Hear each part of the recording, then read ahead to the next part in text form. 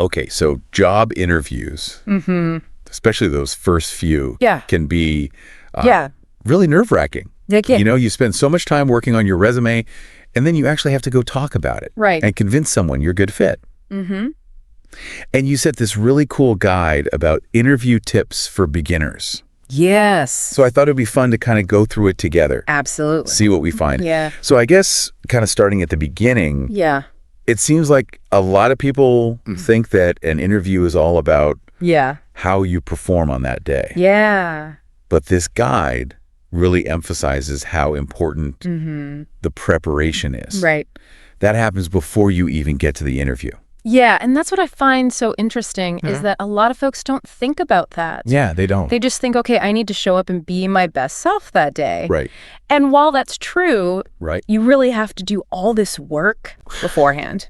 And one of the first things that they talk about in this guide is really researching the company. Oh, absolutely. Like really just really going deep. Yeah. It's not just looking at their website, not just the About Us page. Yeah. You really want to understand what are their values? Yeah. What's their mission? What are they working on right now? What are maybe even their challenges that they're facing? Right. And it's about connecting the dots between what they do and what your experience is and what you can bring to the table. So almost like if you're applying to a company, you should know their latest project or their latest product. If you're applying for like a clothing company, you should know their latest line. Or if they're sustainable. Exactly. What are they doing for sustainability? It shows that you're not just looking for any job. Right. But you're specifically interested in their company and the opportunity to contribute to that. Right. And I think it shows that you're a serious candidate. It does. Like you put the time in. Yes, absolutely. Which a lot of people don't. Exactly. And that research can also help you tailor your answers to their specific needs. Right. And ask more insightful questions. Nice. So yeah, it all kind of builds on each other. It does. I think one thing that people always struggle with is that dreaded question. Oh, yeah. Tell me about yourself. Oh, yeah. It's like... It's so broad. So broad. Right. I never know what to say. I feel like I'm rambling or being too robotic. Yeah, it is a classic opener, and it's often where people go wrong. Right. They either launch into a chronological recitation of their resume. Like I was born. Right, exactly. And then I went to school. Yeah. And then I graduated. Yeah. And then... Right, or they overshare. Yes. Irrelevant personal details. Yes. So this guide emphasizes the importance of crafting a concise and compelling narrative that highlights your key skills and experiences, aligning them with the role's requirements. So like you're telling a story. You are. But you're highlighting how your skills fit what they're looking for. Exactly. You want to create a story that showcases your potential value to them. Right. Not just listing off all your achievements. Checking boxes. Right. But connecting those achievements to what the company is looking for. And the guide actually has a sample answer in here. It does. Which I thought was really cool. Yes. And it really focuses on achievements that are relevant to the job description. Right. And it's like a good balance between personal and professional. Right. You want to strike that balance between professionalism and showcasing your authentic self. Yeah, I always get nervous about that part, like how personal. It's too personal. Yeah. You know, I don't want to tell them my whole life story. You don't need to. You want them to get a sense of who you are as a person. Yeah. But within the context of the professional setting. Yeah. So this sample answer is a good starting point.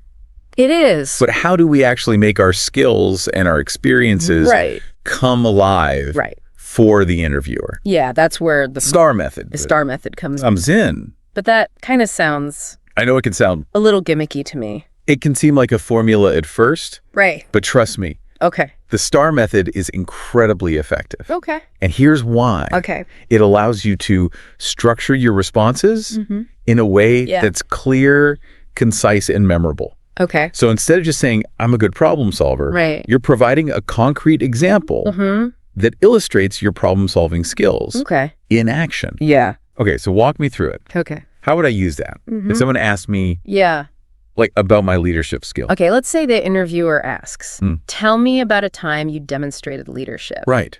Okay, so Instead of giving a vague answer, you can use the STAR method to paint a vivid picture. Okay. So you start by describing the situation. So perhaps you were leading a group project in college. Okay. Then you outline the task, your specific role, and responsibility within the project. Okay. Next, you delve into the action. Okay. The steps you took to lead the team effectively. Okay. Delegate tasks. Overcome challenges. Okay. And finally, you highlight the result, the positive outcome you achieved. Okay. Maybe finishing the project ahead of schedule, receiving high praise from your professor. So it's almost like you're telling a story. You are. With a beginning, middle, and end. Exactly. But you're highlighting your skills within that story. Yeah, it's about showcasing your skills through a narrative that's engaging and easy for the interviewer to follow. So you're giving them a little glimpse into how you would actually work. Exactly. Like, and from an interviewer's perspective, that's incredibly valuable. Okay. It shows me that you can not only talk the talk, right? You can walk the walk. You can back it up. You can back it up. Yeah, exactly. Okay. So we've talked about prepping for the interview, answering those kind of questions, using the STAR method, but now the guide also talks about asking questions. Yes. But isn't that the interviewer's job?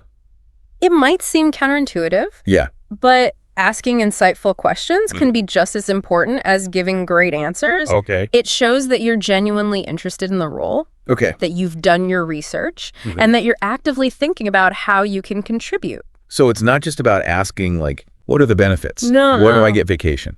No, you should be asking more specific questions. Yeah. Think about it this way. Okay. An interview is a two-way street. Okay. It's an opportunity for both you and the company to assess whether it's a good fit. Gotcha. Asking thoughtful questions not only helps you gather information, but it also demonstrates your initiative and critical thinking skills. So you're interviewing them just as much as they're interviewing you. You got it. Okay. So we've talked about prepping for those common interview questions. Yeah. And, you know, using the STAR method to make those answers really memorable. Yes. But this guide also spends a lot of time talking about asking questions. And I get that. Yeah. It shows that you're engaged. Right. But are there like certain types of questions that are better than others? Absolutely. It's not just about asking any question. It's about asking the right questions. Okay. The ones that show you've gone beyond that surface level research and are really curious about the role and the company. Okay. I'm intrigued. Okay. Give me an example. Okay. So let's say you're interviewing at a company that's undergoing a big change. Okay. Maybe they're expanding into a new market or adopting some new technology. Instead of asking, tell me about your future plans. You could dig a little deeper. Okay. You could say something like, how do you see this transition impacting this specific role? Right. So you're connecting their big goals with the actual job you're applying for. Yes. I see that. It shows you're not just thinking about your career. Right. You're also thinking about how you can contribute to the company. Yeah, that's a good point.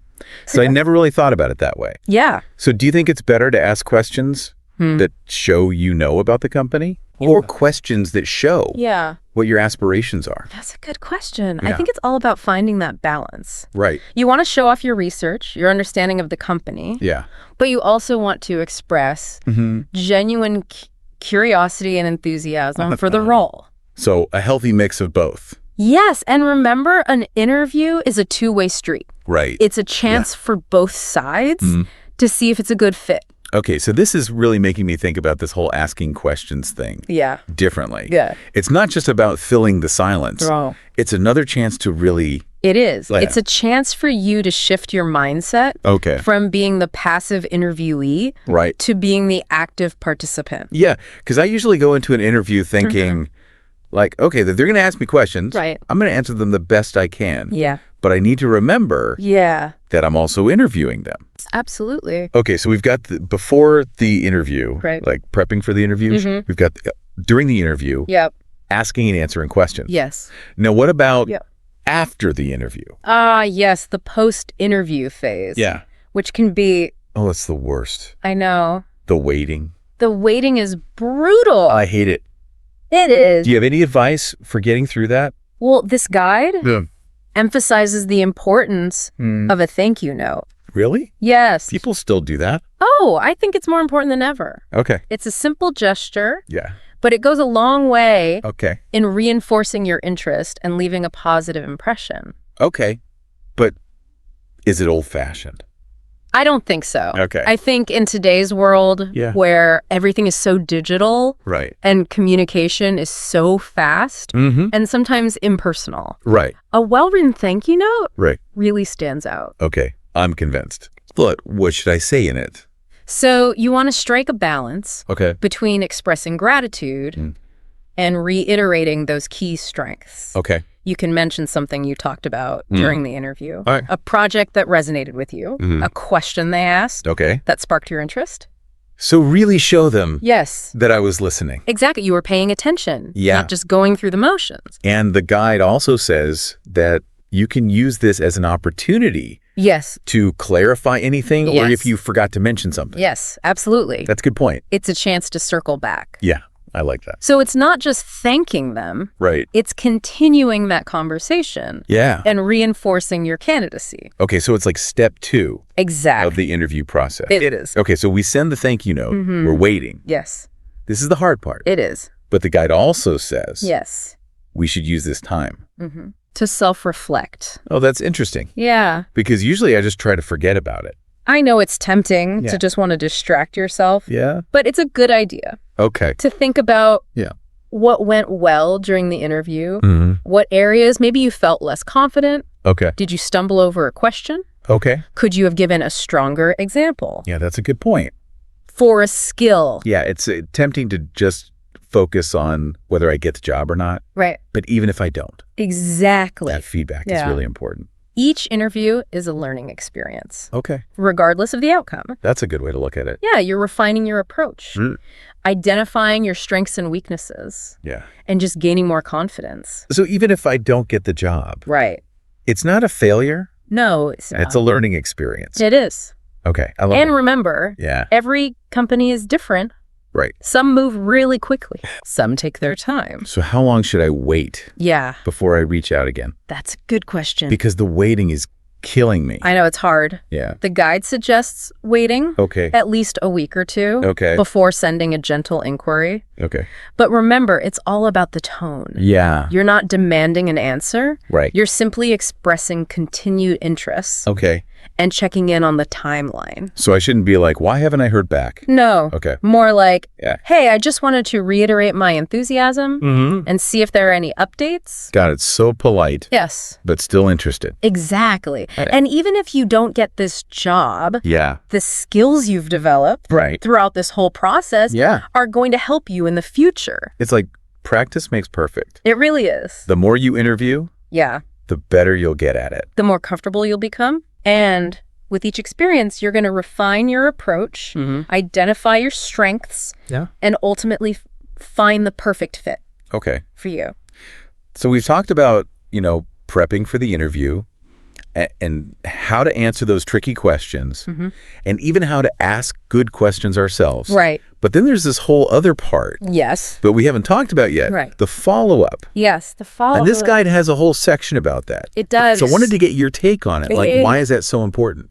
I think the follow-up is often seen as an afterthought. Right. Just a formality. Yeah. But it's a really great chance to solidify that connection you made with the interviewer and really express your interest. Okay. And leave that lasting impression.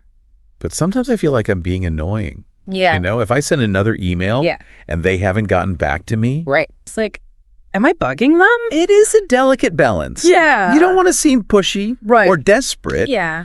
But a well-timed, thoughtful follow-up can really work in your favor.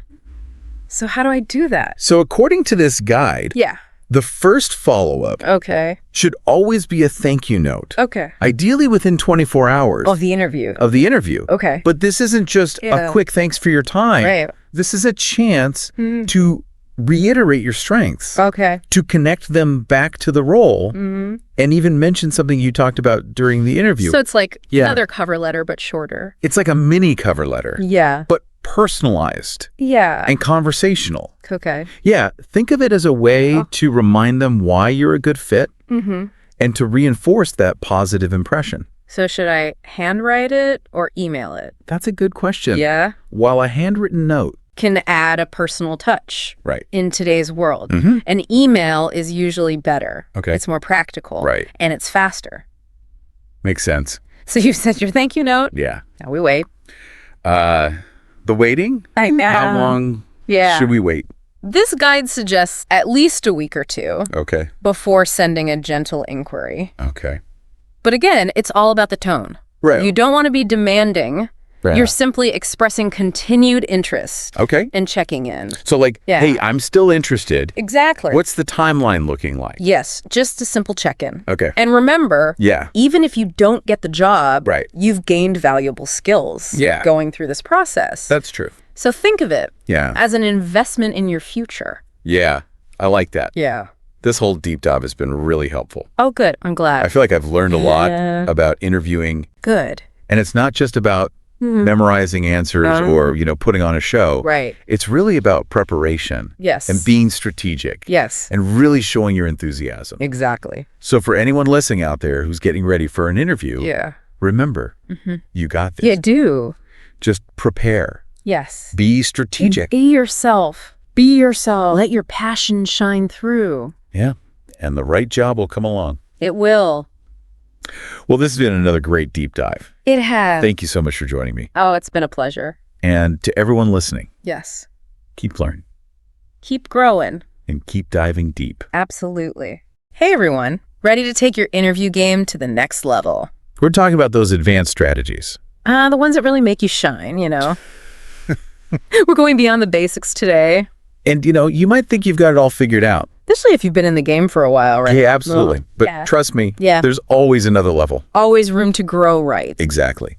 This deep dive is all about those subtle things that make you truly memorable, those little details that set you apart. The things that make you unforgettable make them want to hire you, right? Precisely. And our guide for this is a fantastic podcast episode titled Master Your Next Interview, Advanced Tips for Professionals.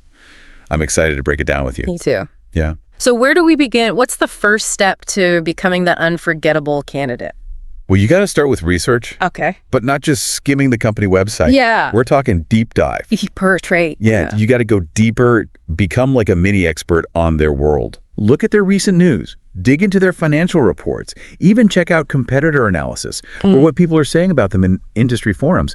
You really want to understand their wins and losses, where they're headed, their challenges, the whole picture. I see. So like if I'm interviewing with a tech company that's, really into AI right now, I shouldn't just ask a general AI question. I should show them I've done my homework. Exactly. So I might say something like, I saw you recently acquired that smaller AI startup focusing on natural language processing. Right. How do you see that tech integrating with your existing products? Now that's impressive. Yeah.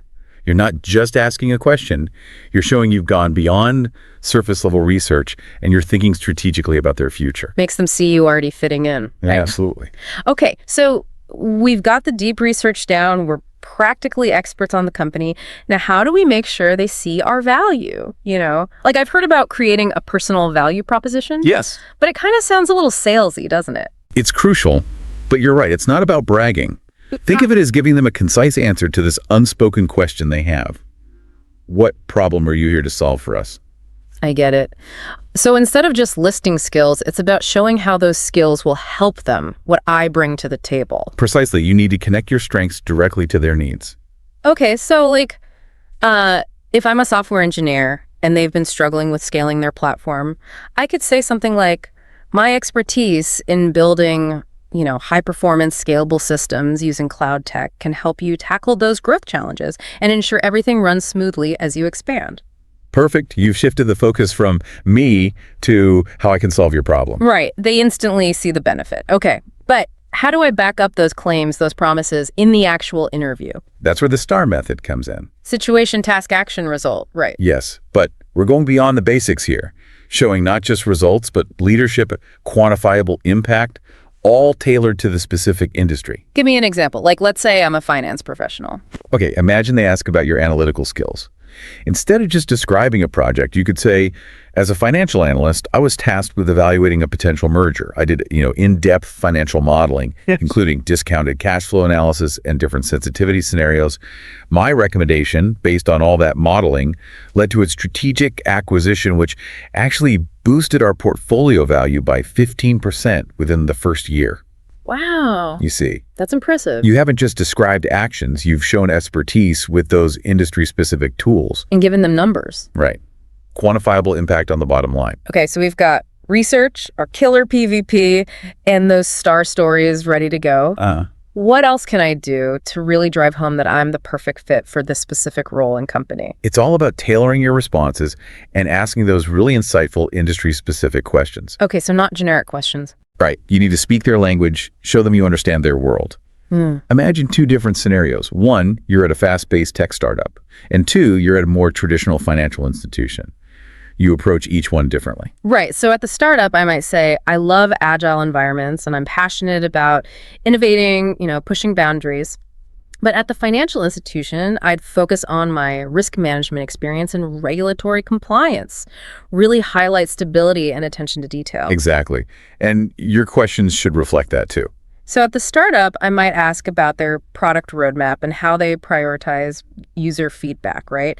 But at the financial institution, I'd ask about their cybersecurity approach and how they handle all those new regulations. You got it. You're not just asking questions. You're already thinking like a member of their team. Okay, wow. We covered a lot in this first part of our deep dive. Yeah. What's the key takeaway so far? Preparation is everything. Yeah. But it's not just about memorizing answers.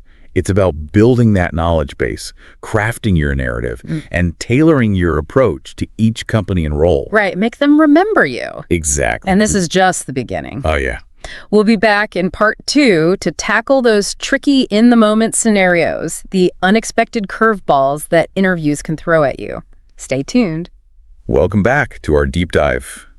All about acing those job interviews. We've laid the groundwork, done our research, crafted that perfect PCP. We've got our star stories ready to shine. Right now, it's time to tackle those in-the-moment situations, those tricky questions that can really throw you off. I always get nervous about the tell me about a time you failed question. It's a classic, right? Yeah. They want to see how self-aware you are, how you bounce back from setbacks. So what's the best way to answer that? Some people say you should, disguise a strength as a weakness, say, I'm a perfectionist. I think it's got to be authentic. Yeah. Honesty is key. Pick a real failure, but frame it as a learning experience. Show them how you grew, right? Exactly. Think about a project where things didn't go as planned. Briefly explain what happened and what went wrong, but most importantly, focus on what you learned from it, how you improved. Okay, so for example, I could say, in a previous role, I launched a marketing campaign that, while it didn't meet its initial goals, I realized I hadn't done enough research on the target audience, so I implemented a more data-driven approach, did some surveys and A/B testing, and ultimately boosted conversions by 20%. Perfect example. You own the failure, but the focus is on your skills and how you adapted, course-corrected. Right, turned it into a positive. Exactly. Now, salary expectations, that always feels like a tricky one to navigate. It is a delicate dance. You don't want to undersell yourself, but you also don't want to scare them off. Research is crucial here. Use resources like Glassdoor or salary surveys for your industry, your experience level, and this specific role. Okay, so when they ask, what are your salary expectations, I shouldn't just blurt out a number. It's better to give a range, not a fixed figure. Yeah. You could say, based on my research and experience, I'm aiming for a salary between number and number. Okay. But I'm definitely open to discussing this further based on the entire package incidents, the benefits and the specific responsibilities of the role. That sounds a lot more strategic. Right. Shows you've put thought into it. It opens up the conversation. Now, what about those curveball questions, the ones that seem designed to throw you off? Ah, yes. I once got asked if you were a superhero, what would your superpower be? I totally froze. Yeah, those can be intimidating. Yeah. They're trying to assess your creativity, how you think on your feet, even your cultural fit. Oh, so how do you answer those without rambling? Take a breath, gather your thoughts, and then connect your answer back to the role or their company values. So if they ask about that superpower, you could say, my superpower would be the ability to quickly analyze complex data and identify patterns. Okay. Which would be super valuable in this data scientist role. That's clever. You turned a weird question into a chance to highlight your skills. Exactly. Show them you're quick on your feet, and adaptable, which are important in any job, really. True. Okay, let's talk about different interview formats. What about panel interviews? Those can be intense with so many people firing questions at you. It can feel like an interrogation, but remember, it's a chance to connect with multiple people at the company. Try to make eye contact with each interviewer, use their names if you can, and treat it as a series of individual conversations happening in a group setting. So build rapport with each person while still addressing the whole group? Exactly. Show them you can communicate effectively and handle those complex group dynamics. Okay, and what about virtual interviews? Those are becoming so common, but it's hard to replicate that in-person connection through a screen. It's different for sure. Virtual interviews require different skills. Treat them with the same professionalism you would an in-person interview. Dress the part. Have a clean and uncluttered background, and this is really important. Test your tech beforehand. Make sure your audio and video are working properly. No one wants to spend the first 5 minutes troubleshooting. Right, it's like setting up your virtual stage, right? Exactly, and remember to make eye contact, which in this case means looking at the camera, not your own image on the screen. That's hard to remember. It takes practice. It does. And what about body language? Yes, sit up straight, use hand gestures, project that enthusiasm even if it's through a screen. It's almost like performing in a way. It is a performance in a way. Any advice for handling those unexpected moments in general? You know, those times when you just feel thrown off.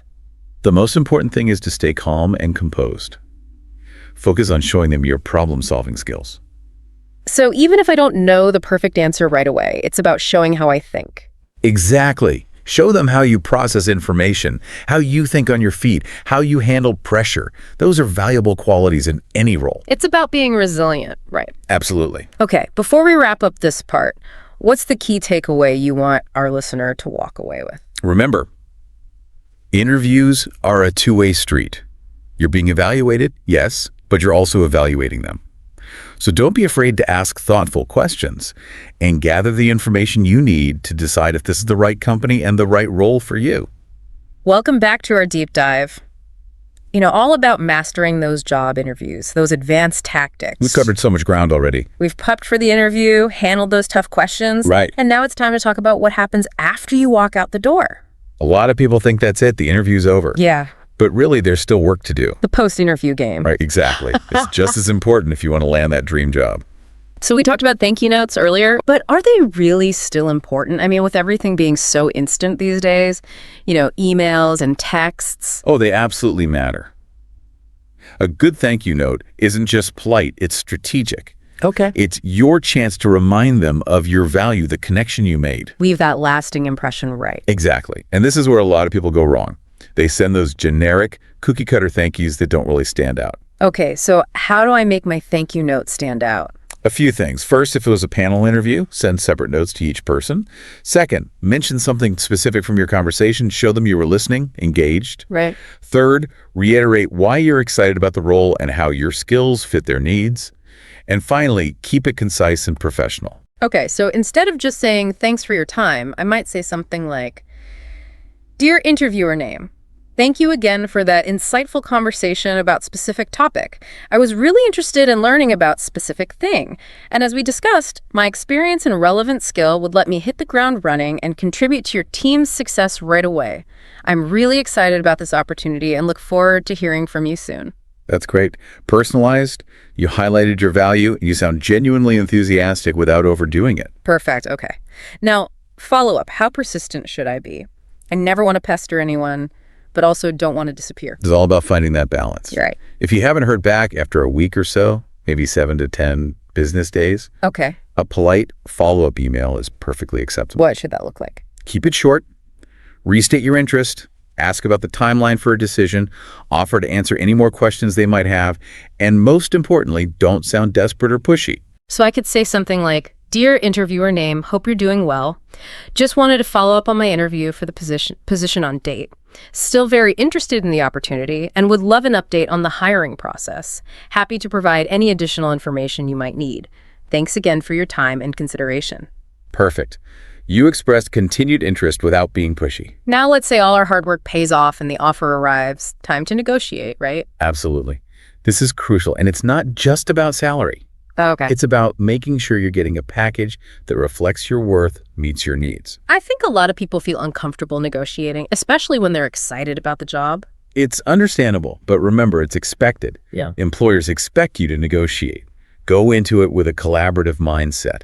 It's about finding a win-win. So how do I even start that negotiation? Do your research. Know the market rate for someone with your experience in this role. Okay. And be ready to explain your value proposition clearly and concisely. So instead of saying, I need more money, I could say, based on my experience and relevant skill and my track record of success and achievements, I feel a salary of amount is a fair reflection of what I bring to the table. Exactly. You're framing it as value, not a demand. You come across confident, not demanding. Okay, what if they counter with something lower than I hoped for? Don't be afraid to counter back.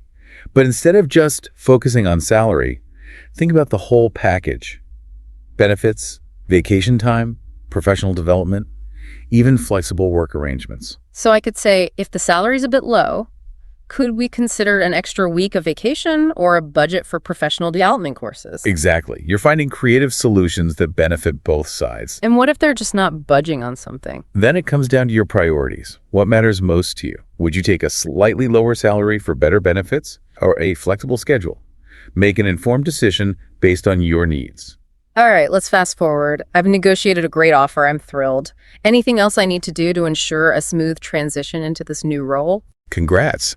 First, stay in touch with your contact at the company. Get all the paperwork done quickly and be engaged during onboarding. So even though I haven't officially started, I should still be proactive? Yes, it shows you're eager and committed.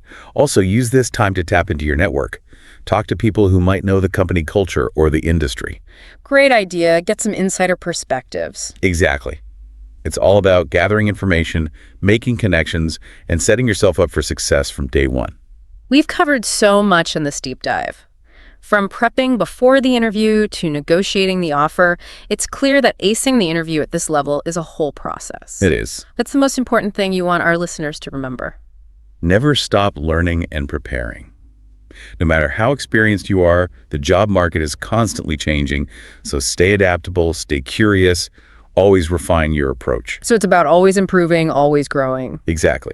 The best professionals see interviews as a chance to learn and grow, not just an obstacle to overcome. I love that perspective. Thanks so much for sharing your expertise with us. It was my pleasure. And to our listeners, thanks for joining us on this deep dive. We hope these tips help you crush your next interview and land that dream job. All right, so you know how to really nail those job interviews, like really grab their attention and, make them think, wow, this person's the real deal. We're going to dive deep into this episode. It's called Speak with Confidence, 21 must-know words for interviews. Oh. It's only 30 minutes, but it's jam-packed with great stuff. 30 minutes. Okay, wow, no time wasted. Right. So it really focuses on, using the right words to show off your skills and everything, like language that shows you're competent and confident. Well, it's not about just sounding impressive, is it? It's got to be the qualities that employers are looking for. Right, exactly. It's like talking their language, but, still being yourself. Yeah. So the episode breaks these power words down into categories. We're going to start with words to describe yourself, and these are not your typical resume words. Okay. These are words like adaptable, proactive, and resilient. Oh, those are good, yeah. Especially today. You know how companies are always changing and facing new challenges? Right. Like being adaptable, being able to, adjust and thrive. Yeah. In any situation, that's gold. Yeah, for sure. Yeah. And then proactive, the source defines it as taking initiative and anticipating future needs, like a go-getter, Right. Not just reacting to problems, preventing them. Oh, I like that. Employers would love that. Right. Absolutely. It shows that you're a thinker. Yeah. You're not just waiting around, you're taking ownership. Yeah. It's like leadership, even if you're not a manager. Totally. And then resilient. Bouncing back from difficulties. Oh, yeah. Who doesn't want that on their team? It's so crucial, especially in those high-pressure jobs. Yeah. That grit, handling setbacks. Yeah. Learning from mistakes and coming back stronger. Yeah. Employers want to know you can handle the curveballs. For sure. Okay, so moving on to describing your skills. Again, not the usual buzzwords. Okay. The episode highlights versatile, strategic, and detail-oriented. So these are, more subtle ways to show off your versatile. For example, means you can handle lots of different things, different roles. Yeah. It's like you're a jack of all trades, but you're competent. And the source makes it clear that versatile means you can do many things well, not just that you can do a little bit of everything. Right. You're a valuable asset to the team, someone who can jump in wherever needed. And then there's strategic. That makes you sound like an expert. Yeah, it shows you're thinking big picture. You're not just doing tasks, you're aligning with the goals. It's like you have a mind for business, not just busy work. Exactly. And the source defines it as planning and executing with a focus on achieving those goals. Oh, wow. Like you're results oriented, you're contributing to the success of the company. Yeah. Then we have detail oriented, which just sounds simple, but in this crazy fast-paced world we live in, it's so valuable. It is. Employers want people who can get things right. Right. Someone who takes pride in their work. Absolutely. Yeah. It shows that you're committed to quality and accuracy, which can mean, handling sensitive information. Right. Complex processes, Okay, now let's talk about those accomplishments. Because everyone has them. The episode uses words like accomplished, results-driven, and transformative. Yeah, those are great. They sound good. They frame your achievements in a way that makes you sound credible. Yeah. Accomplish, for instance, highlights your successes, but you're not bragging. You're just owning it. It's about demonstrating your track record, Yeah. but being authentic. Yeah. Not just buzzwords. Right. The source says it means you're highly skilled and successful in achieving goals. Okay, so what about results-driven? Another winner. I like that one. It shows that you're all about the outcome. Yeah. You deliver. It's not just about effort, it's about impact. Right. You're focused on specific, measurable outcomes, not just putting in the time you're making things happen. Right. And then transformative. Now, this is a big one. Like you went above and beyond. You didn't just keep things the same, you made things better. Yeah, it's like those times when you made a real difference. Yeah. A lasting impact. Yeah. But I'm curious, isn't that word a bit overused? When is it really okay to use it without sounding like you're exaggerating? That's a good point. Transformative is powerful. So you got to use it carefully. Right. Not for, small changes. It's for big shifts. Right. Think about when you did something major, launched a big project or changed how things are done. Yeah. Those are transformative. You got to have the proof, basically. Yeah, exactly. It's not just a casual word. Right. So how do we actually use these words without sounding like a robot? Right. I don't want to sound stiff. Authenticity is key. Yeah. That's what the source says. Yeah. You want to sound good, but it's got to be real. Yeah. They recommend the STAR method. Oh, the STAR method. Yeah. Situation, task, action, and result. I've heard of it, but isn't that a bit basic? It's a great framework, but you can take it further. Okay. It's not just about telling a story. It's about picking stories that highlight, these power words. I see. So instead of just saying, I'm results driven, you describe a time when you had to take charge and adapt and get a good result. So you show them instead of telling them. Exactly. You paint a picture. Yeah, I like that. And you sprinkle in those power words as you go. Okay. Make them part of your story. The episode also talks about words to use during the interview. Yeah. Words like align, optimize, and leverage. Okay. I'm not sure about leverage, though. What if it sounds like I'm trying too hard? It can sound corporate-y. Yeah. But it's how you say it. Leverage is good when you're talking about using resources to get something done. Right. Showing you think strategically, making the most of what you have. So I leveraged my experience in X to achieve Y. That sounds better than just I used my experience. Exactly. It sounds intentional. Yeah. And align is another powerful word. Oh, yeah. How so? Well, you can use it to connect your skills with the company's needs. My goals aligned with the company's mission. It shows you've done your homework. Exactly. You're really interested. Yeah, and optimize is great for problem solving. Yeah. It shows you're always trying to improve things, make things more efficient. So not just I solved a problem, but I optimized this process to achieve this. Exactly. Shows you're always growing, That's good. Employers love that. So we've got all these words, but how do they work for real? The episode has this sample dialogue. Oh, yeah. Let's hear it. Let's try it out. I'll be the interviewer. Okay, go for it. So tell me about a time you had to adapt to a challenging situation at work.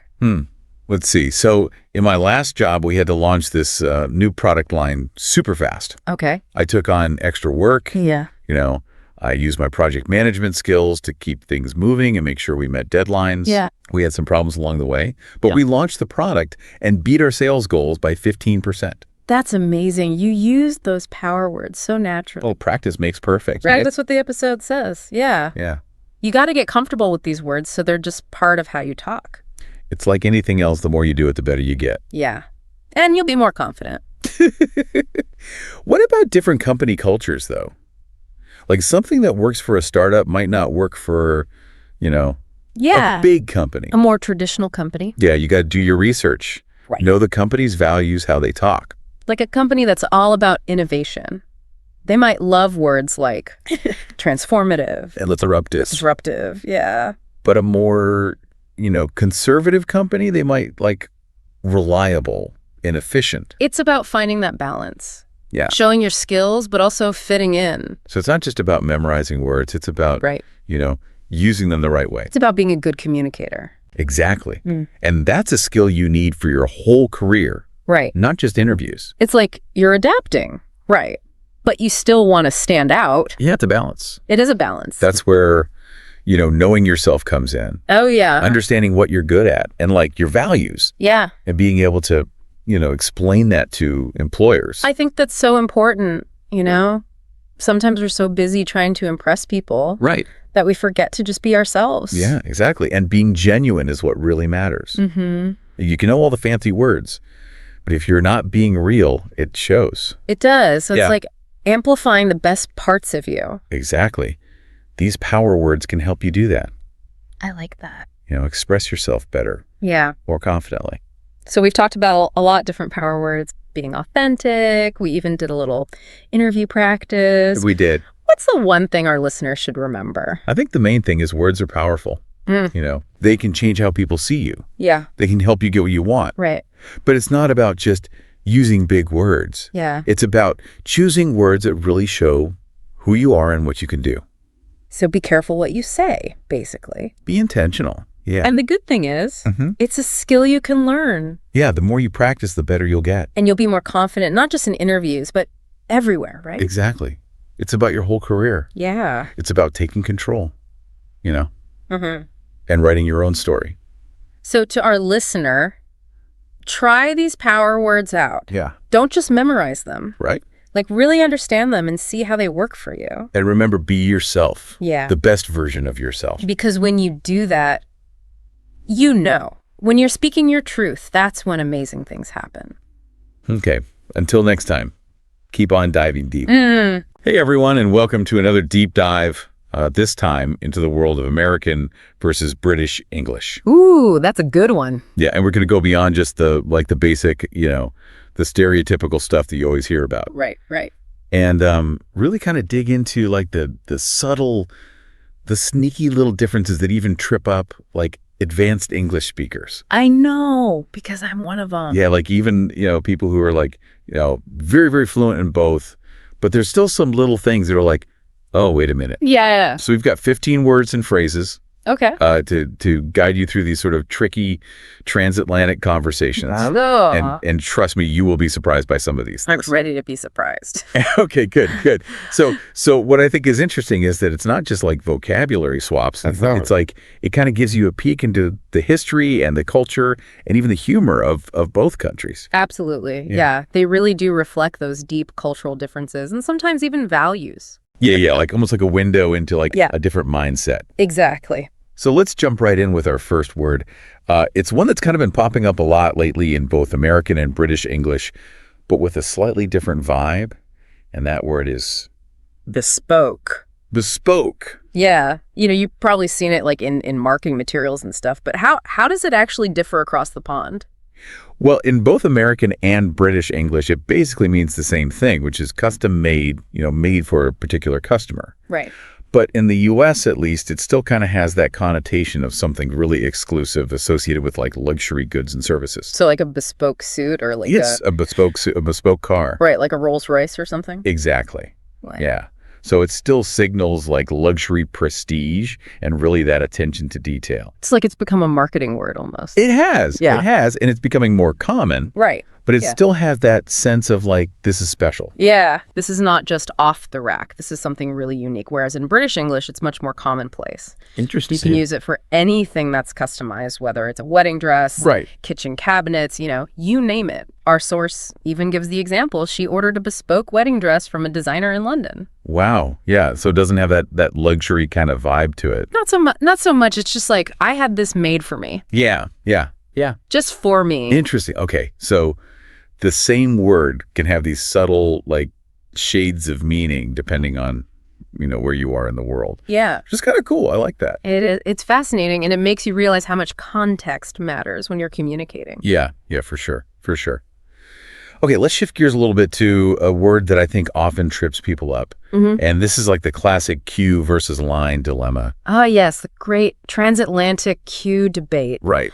One of those fundamental differences that just seems so simple, but they reveal so much about those cultural perspectives. Right. So in the U.S., you stand in line, which to me kind of implies a more individualistic approach, like everyone's just focused on their own thing, getting it done. Whereas in the UK, you queue. Right. And that suggests orderliness. Right. Shared social etiquette. Like, we're all in this together. We're all going to wait patiently for our turn.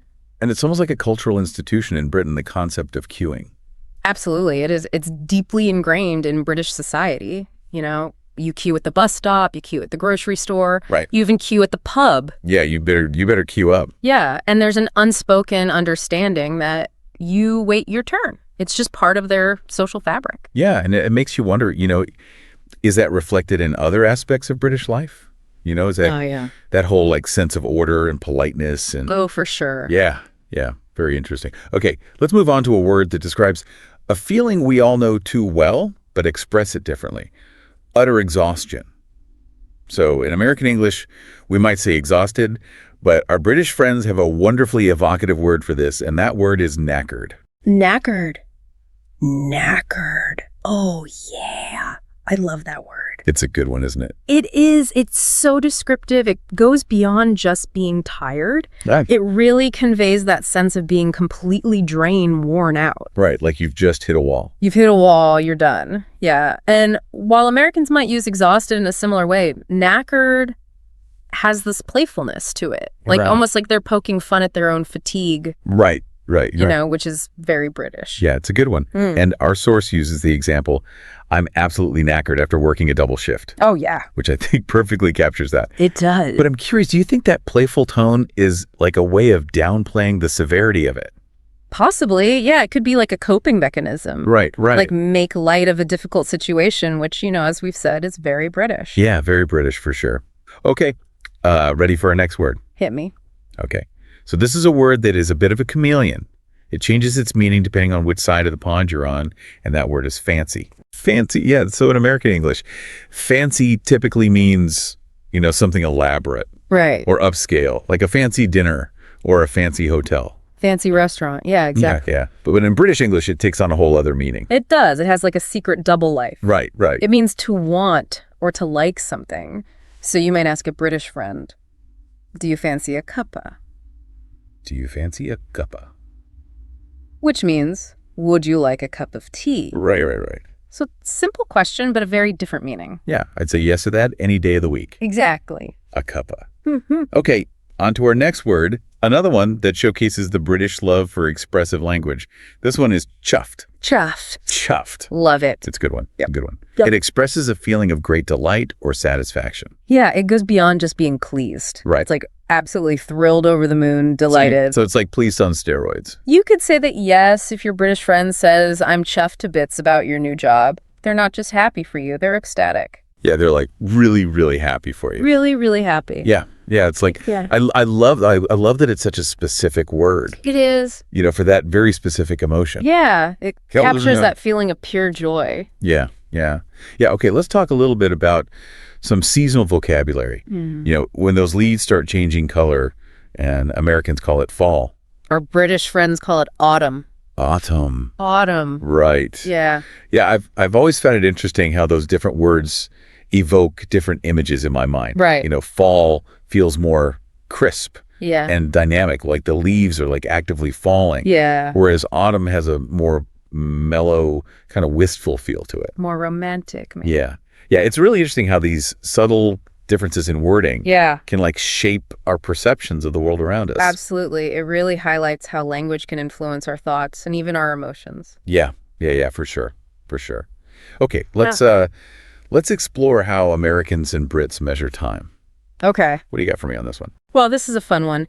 In British English, they use the word fortnight to denote 2 weeks. A fortnight. Yeah. Whereas Americans would simply say 2 weeks. Right. Fortnight sounds a little old-fashioned. Yeah, it does a little bit more literary almost. Right. Or historical. Yeah. But it's still quite common in British English. I kind of like it. Yeah, it's got a charm to it. Yeah, like a little nod to a bygone era. Absolutely. It's cool. Okay. Let's talk about another area where we see these transatlantic differences, and that is taking a break from work or school. Okay. So, Americans go on vacation. The British go on holiday. Holiday. Right? Same concept, different word. But it's interesting, this distinction kind of highlights how language evolves. Both words, vacation and holiday, have Latin roots. Right. But they've kind of taken on slightly different meanings over time. They've each gone on their own little linguistic journey. Yeah. Reflecting the cultural nuances of their respective countries. Right. Like the evolution of language. Exactly. Okay, now we're going to step into a potential minefield of misunderstanding. This is all about wardrobe essentials. What Americans call pants. The British call trousers. Trousers. But here's where things get really interesting. Yes. In British English, pants typically refer to underwear. So a simple statement like, I need new pants. Could lead to some very awkward situations. Oh my God. If you're talking to someone from the UK. Like, so you're in London, you're like, I need some new pants. And they're like, you're looking at you like, what? Oh. Yeah. You want to buy new underwear right now? Like, so be careful with that one. be very, very careful. Stick with trousers if you want to avoid any awkwardness. Okay, trousers. Got it. Speaking of potentially embarrassing mix-ups, our next word is one that I think Americans need to be extra careful with, and that word is rubber. Rubber. Now, in British English, this is a simple word. It means an eraser. You know that thing you use to rub out pencil marks? Right. But in American English, rubber has a completely different meaning. Yeah. Yes, it does. Yes, it does. Yeah. And it's not something we're going to discuss on this show, but... we'll let your imagination run wild. Yeah. But suffice it to say, it's best to stick with eraser to avoid any red faces. Yes, stick with eraser. Stick with eraser. Americans, be very, very careful. Yes. Our source really emphasizes this. They're like, warning. Yeah. Okay, shifting gears a little bit to places of healing, what we call in American English. A doctor's office in British English is often called a surgery. A surgery? A surgery. But here's where things can get a little tricky. They can. Because in British English, surgery can also refer to the consultation hours at a doctor's office.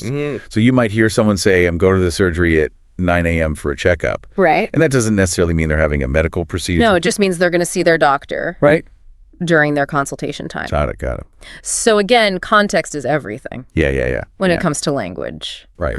Very, very true. Okay, let's move on to a mode of transportation that helps us conquer those tall buildings. Americans take the elevator. The British hop in the lift. The lift, two different words, same vertical journey. Exactly. And, this difference, I think, goes way back to the early days of these contraptions. Mm-hmm. Elevator, with its emphasis on lifting, kind of reflects that American focus on functionality. Yeah. Whereas lift, with the more simpler, elegant sound, might reflect a British appreciation for understated design. It's a fascinating thought, isn't it? It is like the words themselves. Yeah. Kind of give you a clue. They do. Okay, ready for another housing showdown? I am. Okay, in American English, we live in apartments. Our British counterparts reside in flats. The flat. So both words paint a picture of, like, a self-contained living space within a larger building. Right, yeah. But they do conjure up kind of different images. They do, don't they? Like apartment to me feels more modern and spacious. Modern, spacious, maybe even a little bit luxurious. Right. Whereas a flat feels cozier, more intimate. Right. Maybe even a little bit quirky. Yeah, it's interesting. Yeah. So apartment might be like a sleek high-rise. Exactly. And a flat might be like, charming, yeah, older building with character. A little more character, yeah. Yeah. It's amazing how these words can carry such nuanced cultural baggage. They do. It's fascinating. It is. Okay, speaking of nuanced cultural baggage, let's talk about entertainment. Okay. So Americans go to the cinema to watch a movie. In British English, they go to the cinema to see a film. A film. 2 words. Same cinematic experience, but again, they reflect a little bit of a different perspective. Right. Like movie emphasizes movement, action. Mm-hmm. The spectacle of it all. The entertainment. Yeah. Yeah. Whereas film kind of highlights the artistry, the craft. The medium itself. Yeah. Like movie is more about the entertainment value. Right. And film is more like it's elevated to an art form. Exactly. And that distinction really speaks volumes about how Americans and Brits approach cinema in general. It really does. It's really interesting. Okay, last but not least, let's talk about food.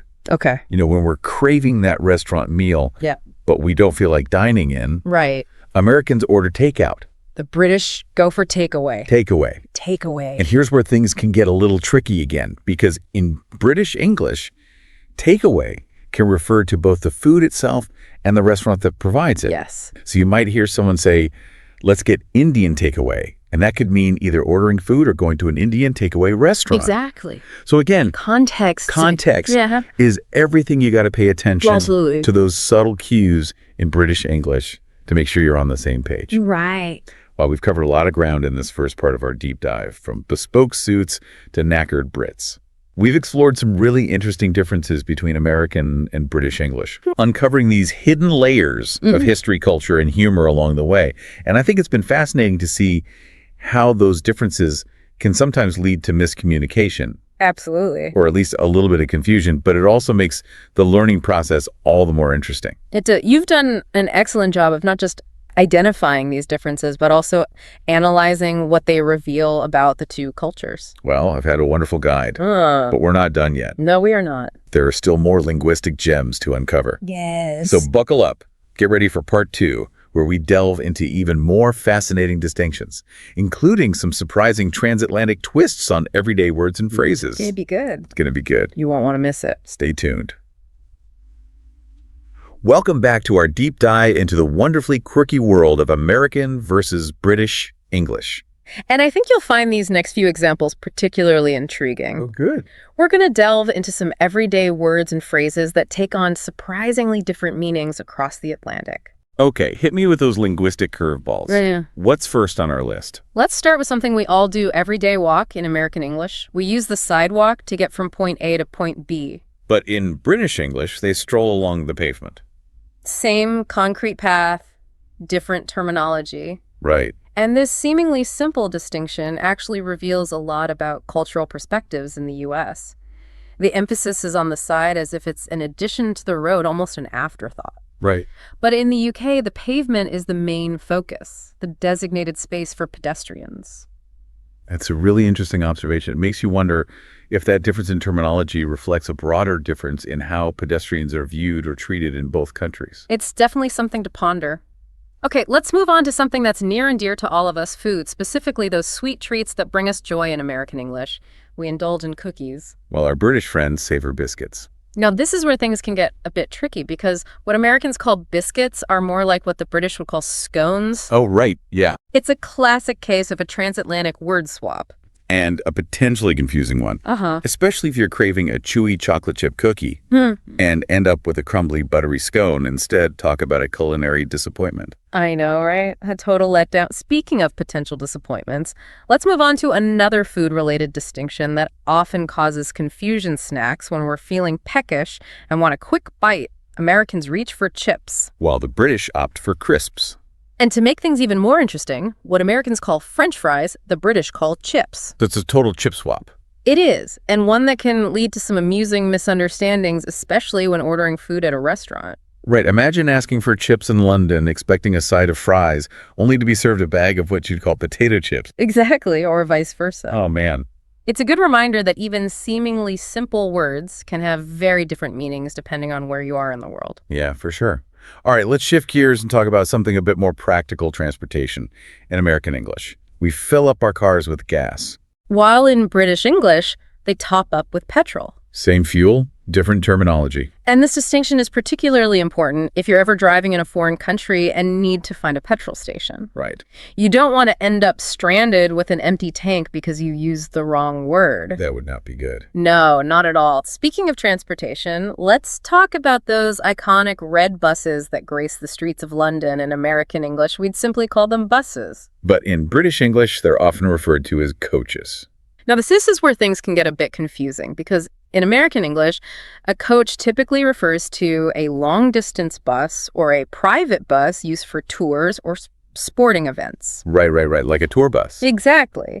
Yeah. So if you're in London and someone tells you to catch the coach, they're probably not talking about a luxury tour bus. Right. They simply mean to hop on the regular city bus. Got it. It's all about context. It is, and it's a reminder that even seemingly straightforward words can have multiple meanings depending on the region and situation. Okay, let's move on to a topic that's near and dear to my heart. Books.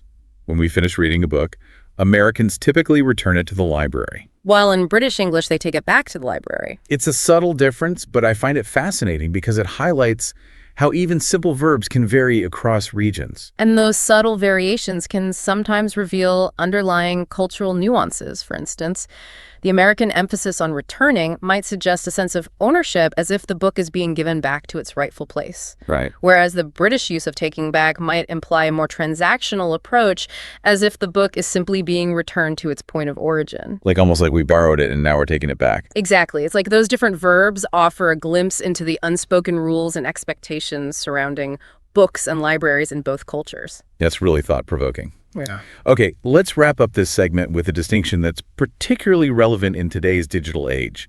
When we want to find information online, Americans typically use Google to search. While in British English, they often use Google to look something up. Again, it's a subtle difference, but it reflects how language adapts to new technologies and cultural practices. Search feels more active and directed, like you're on a mission to find specific information. Right. While look something up feels more casual, like you're simply browsing for information or clarifying something you're curious about. And that distinction might reflect a broader cultural difference in how Americans and Brits approach information gathering. It's fascinating food for thought. It really is. Well, we've certainly covered a lot of ground in this segment, from sidewalks and cookies to petrol and coaches. We've explored a wide range of American versus British English variations, uncovering hidden layers of cultural meaning and potential pitfalls for the unsuspecting traveler or language enthusiast. You've done a fantastic job of not only highlighting these differences, but also prompting us to think critically about what they reveal about the two cultures and how they influence our communication. Well, having you as my expert guide has made this journey both insightful and enjoyable. But our linguistic adventure isn't over yet, is it? Not quite. We still have more fascinating distinctions to uncover in the final part of our deep dive. Okay, I'm ready. Bring on part 3. Get ready for some even more intriguing and potentially confusing transatlantic twists on everyday words and phrases. Stay tuned. All right, welcome back to the final part of our deep dive into American versus British English. I feel like we've uncovered so many linguistic surprises already. Yeah. But I have a feeling there are still more gems waiting to be discovered. I think so too. So are you ready to wrap up this transatlantic adventure with a bang? Absolutely. We've explored some fascinating vocabulary variations. Yep. But now let's delve into a few more examples that highlight those subtle but significant ways in which American and British English diverge, even in the simplest of actions. Okay, bring it on. What linguistic mysteries are we unraveling in this final segment? Well, let's start with something we all do when the temperature drops: bundle up. Right. In American English, we put on a sweater when we need an extra layer of warmth. But in British English, they do in a jumper. Jumper, same cozy garment, different name. Right. And that difference in terminology might actually reflect a subtle difference in cultural attitudes toward clothing. Possibly. Like sweater emphasizes the practical purpose of the garment, keeping you warm when you sweat. Right. But jumper has a more playful, almost whimsical feel to it. Yeah, like it's meant to make you feel light and bouncy. Right, yeah. Yeah. I love that observation. It's amazing how even something as simple as a name for a piece of clothing can reveal these subtle cultural nuances. It is fascinating, isn't it? It is. Okay, let's move on to something that's sure to spark some friendly rivalry. The beloved game of soccer. Oh, yes. In American English, we call it soccer. Well, our friends across the pond simply refer to it as football. Football. Now, this is a classic example of a transatlantic word swap. It is. That often leads to some good-natured teasing. Absolutely, especially during major sporting events like the World Cup. Oh, yeah. I can just imagine the banter back and forth. Oh, yeah. You call it soccer, we call it football, but we all know who the real fans are. Exactly, but at the end of the day, we're all united by our love of the game no matter what we call it. Right. It's a reminder that even when our words differ, we can still find common ground through shared passion. Right. Very true. Okay, speaking of common ground, let's tackle another difference that often trips people up, how we talk about time. Okay. So in American English, we might say, I have class this afternoon. While a British person might say, I have class this evening. And this is where things can get a little tricky because afternoon and evening don't always have the same boundaries in both varieties of English. Right. In general, Americans tend to use afternoon for a broader period of time, extending later into the day than what British English speakers might consider afternoon. So it's almost like the American afternoon stretches further into the evening hours. Right, exactly. Yeah. And that can definitely lead to confusion if you're trying to schedule something with someone from the UK. Definitely always best to clarify to avoid any scheduling mishaps. Right. A good point. Okay, and speaking of potential mishaps, let's delve into the world of higher education, another area where American and British English use different terms for the same concept. So in American English, we attend college after high school. While in British English, they go to university. University, same concept, different terminology. And this distinction can be important when navigating academic conversations or applying to institutions in different countries. Right. Imagine telling a British professor that you're applying to college when they're expecting you to say university. Oops. Yeah, that could be a little awkward. A little bit, yeah. So it's all about using the right lingo to fit in and avoid those awkward moments. Right. Very true. Okay, ready for our final linguistic showdown? I believe so. All right. Let's explore how Americans and Brits express that feeling of being overwhelmed with work or commitments. Okay. In American English, we might say, I'm slammed. While a British person might say, I'm snowed under. Snowed under, both expressions convey that sense of being buried under a heavy workload. But they use different imagery to paint that picture. They do. I'm slammed. Kind of evokes a sense of sudden impact. Yeah, like you've been hit with a ton of bricks all at once. Right, exactly. Whereas snowed under suggests a more gradual accumulation, like you're slowly being buried beneath a growing pile of tasks. And those subtle differences in imagery can actually reveal a lot about how Americans and Brits approach work and stress. That's an interesting thought. It is fascinating how even the simplest of phrases can offer a glimpse into those deeper cultural patterns. It really is why we've really gone deep on this journey. We have. From sweaters and football to afternoons and universities, we've explored so many fascinating nuances of American versus British English, uncovering these hidden layers of history, culture, and even psychology along the way. I think it's been a truly enriching exploration. I agree. I feel like I've gained a whole new level of understanding and appreciation for these two varieties of English. Me too. It's been fascinating to see how language is more than just a tool for communication. It's a reflection of our cultural values, our historical experiences, and even our individual perspectives on the world. It really is, and that's what makes the study of language so endlessly fascinating. Absolutely. There's always more to discover, more to learn, and more to appreciate. Always. So I hope our listeners have enjoyed this deep dive into the wonderfully weird world of American versus British English as much as we have. I'm sure they have. And remember, the journey of linguistic discovery doesn't end here. Keep exploring, keep questioning, and keep celebrating the diversity and richness of language in all its forms. That's great advice. Thanks for joining me on this deep dive. It's been a pleasure. All right, so anyone out there want to pick up English quick, like just the bare bones stuff? Essentials. Yeah. We found this YouTube video. Oh, yeah. Called 33 Most Useful English Words for Beginners. Okay. It's basically like a cheat sheet. Like a crash course, kind of? Yeah. For anyone just starting out. Right. Interesting. And what's really cool is how they've like grouped these words. Oh, yeah. How I like categorization. Yeah. Keeps things tidy. So it's like greetings to get you by, everyday nouns and verbs. So it's like they're building from the ground up. Yeah. It's like a little survival pack. Oh, that's interesting. But for language. Yeah. So we're going to dive into this and see if they can really pull off this promise. What price is that? That you can have like basic conversations. Oh, wow. Just from these 33 words. Okay. So first up, we have the basics. Greetings. We're talking hello, goodbye, good morning. The pleasantries. Yeah. Yeah.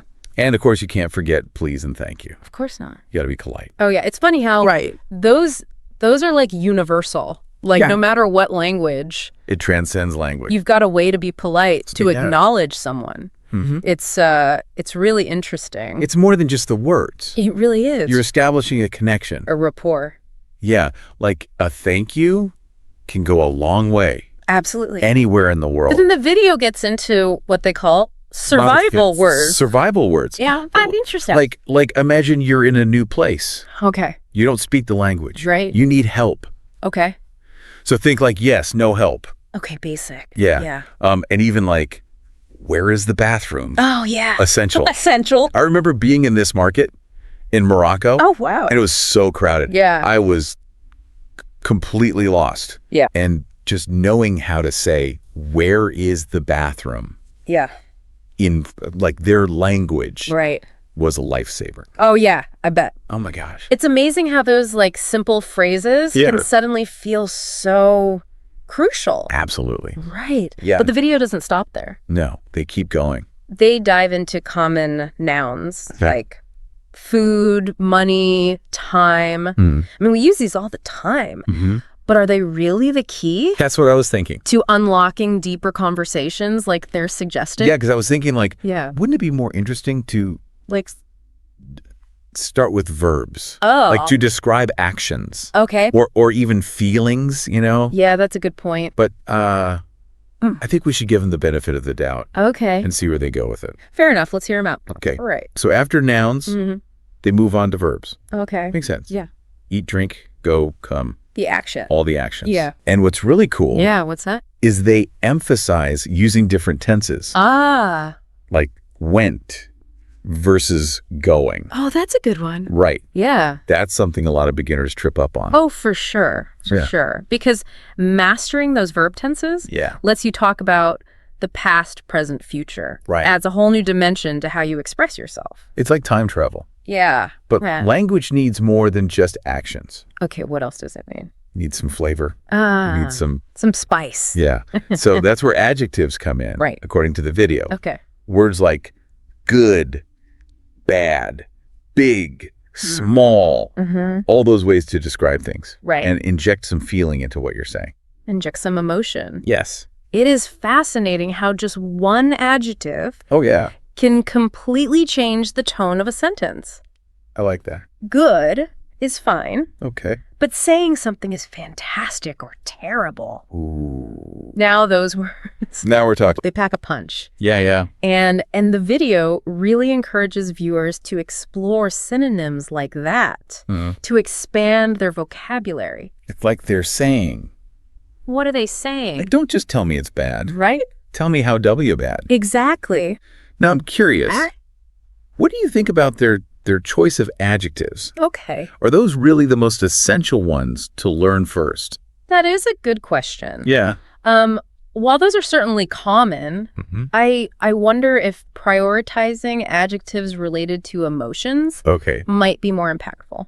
Interesting. Think about words like happy, sad, excited, scared. Okay.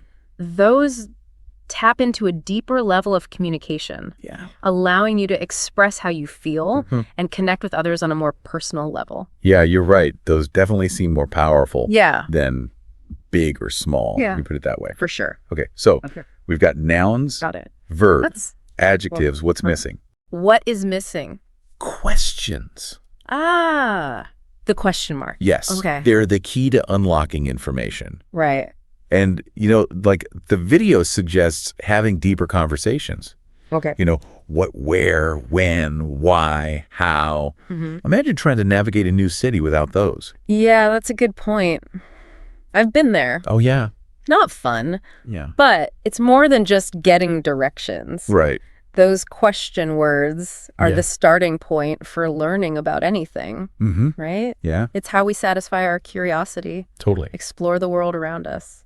And just like with the other word categories, you know, Yeah. These questions can lead to so many different conversations. Oh, I bet. Like just starting with where could lead you to discussions about travel. Oh, yeah. History, culture, who knows? Right. It's really exciting. Very exciting. But before we get too carried away, let's take a little pause. And we'll come back for part 2 of this deep dive. Sounds good. Welcome back. Ready to go a bit deeper with this idea. Yeah. Are 33 words really enough for real conversations? I mean, it's a big claim. Right. But they're thinking big. Yeah. So one thing they emphasize is like context. Context. Okay. Like just taking the word good can mean so many different things. Oh, yeah, for sure. It all depends on how you use it. Right. Good could describe food. Yeah. A person's character. Exactly. Even the weather. Yeah. Like it all depends. You can't just memorize definitions. Right. You got to understand how it works, how the word functions. In a sentence. In a real life situation. Yeah. So that's where practice comes in. Practice. Okay. They talk about using these words in everyday conversations. Right. Maybe even doing like role play. Oh, like little scenarios? Yeah. To get comfortable. I like that. I actually did that when I was learning Spanish. It felt so silly, but it really helped. That makes sense. Yeah. When you use the words in context, you start to internalize the nuances and you build confidence. You get that confidence. And it doesn't always have to be formal practice either. Oh, that's true. They also mention listening for these words. Okay. Like in real conversations. Oh, yeah. Like movies or TV shows. Okay. Like passive learning. Right. But you're still absorbing the language. That's a good point. Right. Yeah, we're surrounded by opportunities to learn. We are. Even when we don't realize it. All the time. Speaking of noticing patterns. Yeah. I thought it was cool how they broke down the 33 words. Oh, yeah. How so? Into those categories. Right. Nouns, verbs, adjectives, and so on. It's like they're giving you a framework. Yeah. For understanding how language works. It's like a little toolbox. Oh, a linguistic toolkit? Yeah. You got your nouns to name things, verbs to describe actions, adjectives to add detail. And then once you get how those pieces fit together, you can start building more complex sentences. It's pretty clever. It is. When you think about it. But they don't just leave you with a toolbox. No, they give you some tips. Okay. Like for practice. Yeah. Like using flashcards to test yourself. Oh, yeah. Speaking out loud to get the pronunciation down. Those multisensory approaches are helpful for language learning. When you engage like multiple senses, sight, sound, even touch, it helps solidify the information. Okay. And for those who like a more hands-on approach, they recommend keeping a journal. A journal? Yeah. How does that work with 33 words?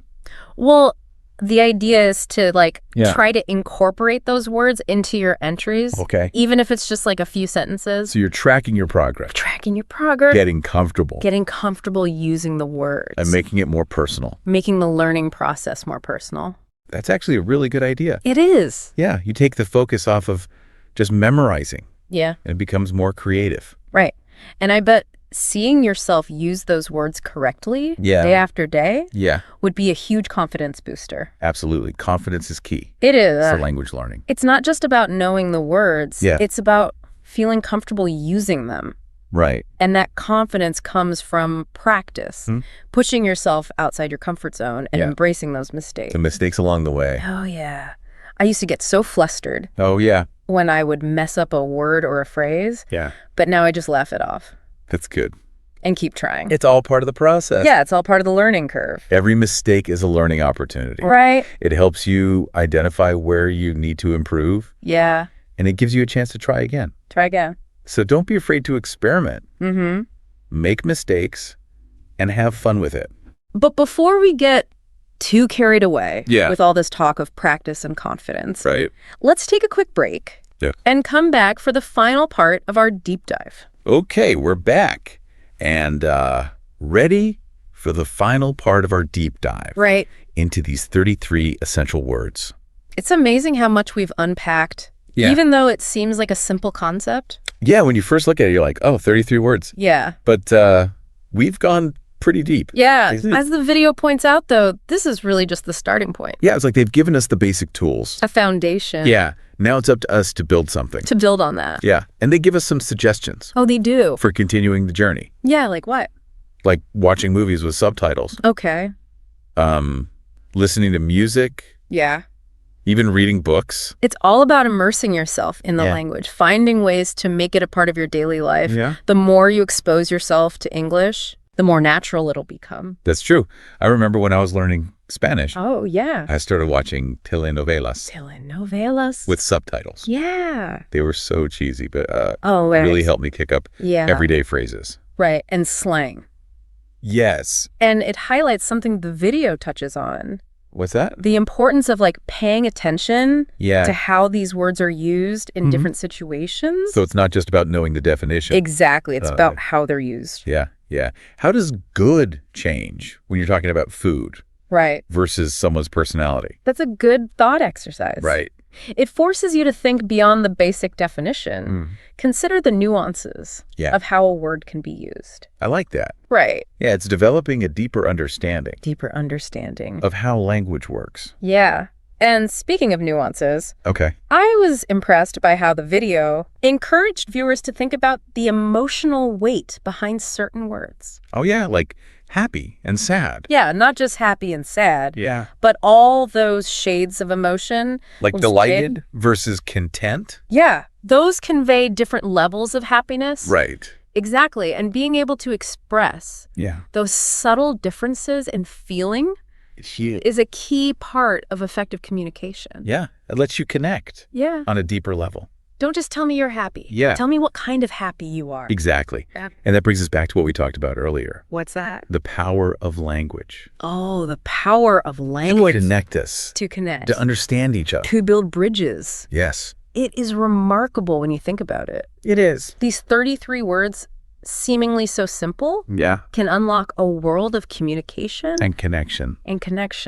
I think that's a beautiful way to wrap up. I think so too. This deep dive. We've explored these essential words. From every angle. Yeah. And it's clear they're much more than just a list. More than a YouTube video. A starting point for a lifelong journey. Ooh, I like that. Of language learning. And discovery. So now we want to leave you with a thought. Oh, a thought to ponder. Yes. What are some simple words in your native language that are surprisingly versatile or essential for communication? We encourage you to explore those hidden depths. The magic within the most basic vocabulary. Thanks for joining us on this linguistic adventure. Until next time, keep exploring the power of words. Hey everyone, welcome back. You know how we love to take those deep dives into all sorts of interesting topics to improve your English. That's right. Well, this time, we're all about boosting your vocabulary. Yeah, we found this awesome guide all about advanced speaking tips in English. And we're zeroing in on adjectives today. Powerful adjectives, ones you can really use to make an impression. Exactly. So get ready to go from good to astounding and pretty to exquisite, because we're going to break down not just what these words mean, but when and how to use them like a pro. It's going to be good. Okay, let's jump right in. The first word that caught my eye in this guide is astounding. And they define it as causing amazement, bewildering. But how is that different from just saying something is surprising? Well, think about it this way. Astounding has this sense of being completely blown away. Oh, I see. Like you're just speechless. Right, like if you saw the Northern Lights for the first time, or, like a massive waterfall. Exactly. Astounding has this root that goes back to the idea of being stunned or dazed. Wow, that's a much stronger image than just surprised. Absolutely. It really amps up the level of amazement. Okay, I'm sold. Astounding it is. So what about exquisite? The guide says it means extremely beautiful and delicate. This one is all about refinement. Refinement? Yeah. Think about something that's not just beautiful, but like carefully crafted. Ah, okay. With incredible attention to detail. So like a handmade, intricate piece of jewelry. Exactly. Or a perfectly prepared gourmet meal, maybe. Yeah, you're right. Those are both definitely exquisite. Okay, next up we have pivotal. The guide says it means of crucial importance in relation to the development or success of something else. I always think of a hinge when I hear pivotal. A hinge? Yeah, like on a door. It's small, but the whole door swings on it, right? That's true. Same with a pivotal moment. Okay, so it's like that one decision or event that changes everything. Exactly, like a historical turning point. Got it. Okay, how about ingenious? And that's a fun word. I know, right? It makes me think of some kind of brilliant inventor. Well, yeah, it implies cleverness, resourcefulness, originality. So it's not just being smart, it's like coming up with creative solutions to problems. Exactly. Like, remember when we talked about that guy who built a working airplane out of bamboo? Oh, yeah. That was amazing. Totally ingenious, right? Okay, let's see. What do we have next? Ooh, profound. This one's deep. Yeah, deeper than just deep, I think. Definitely. It's about having a deep and lasting effect on you. So like reading a book that totally changes your perspective on life. Exactly. Or having a conversation that makes you rethink everything you thought you knew. I have had a few of those. All right, diligent. I feel like I don't hear this word enough these days. It's a good one, though. It really emphasizes steady, earnest, and energetic effort. So more than just working hard, it's about being dedicated and thorough. Definitely. Hey. You know, putting in the time and effort to get things done right. I can appreciate that. Okay, last but not least, we have resourceful. I think this one is super important, especially today. I agree. What do you think makes someone truly resourceful? Well, they're able to think on their feet and find clever ways to solve problems, even when things get tough. And probably not afraid to try something new. Absolutely. They can adapt to different situations and use whatever they have at their disposal to make things work. Like that one friend we all have who can fix anything with duct tape and a paperclip. Exactly. That's amazing. Well, we covered a lot of ground today, didn't we? So to wrap things up, what's the one thing you really want our listeners to take away from this deep dive into powerful adjectives? I think the biggest thing is to just be more aware of the words you're using. I like that. Because the right words can have such a powerful impact. They really can. Not just on how you express yourself. But also how people perceive you. Exactly. So for all our listeners out there, I have a challenge for you. Ooh, I love a challenge. Pick just one of these awesome adjectives we talked about today and try using it in a conversation sometime this week. Yes. And just notice how it feels, how it changes things. I bet you'll be surprised. Absolutely. And hey, maybe you'll even inspire someone else to up their vocabulary game. Spreading the word power. That's what we're all about. All right, everyone. Until next time, keep learning, keep practicing, and keep those conversations flowing. Bye, everyone. See you later. Hey, everyone. Welcome back for another deep dive. And today we're talking all about maximizing impact in everyday conversations. Yeah, using just your words. Your words, that's right. So we're going to be taking a deep dive into a guide today called 15 Great Things to Say in Everyday Conversations for Guaranteed Success. Okay, guaranteed success, huh? I know, right?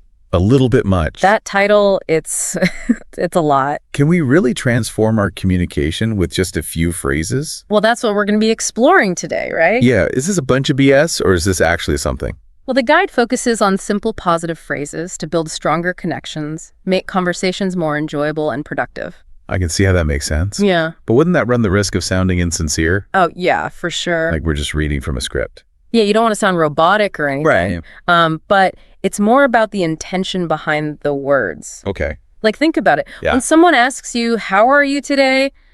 But you can tell they're not really listening. It feels impersonal, right? Cold. So it's all about being present in the moment. Okay, so you're saying like... Contact, listen attentively, be genuinely curious. So it's not the words themselves, it's more about just being an active listener. Absolutely. Okay. And the guide suggests phrases like, that's a great point, or could you tell me more about that?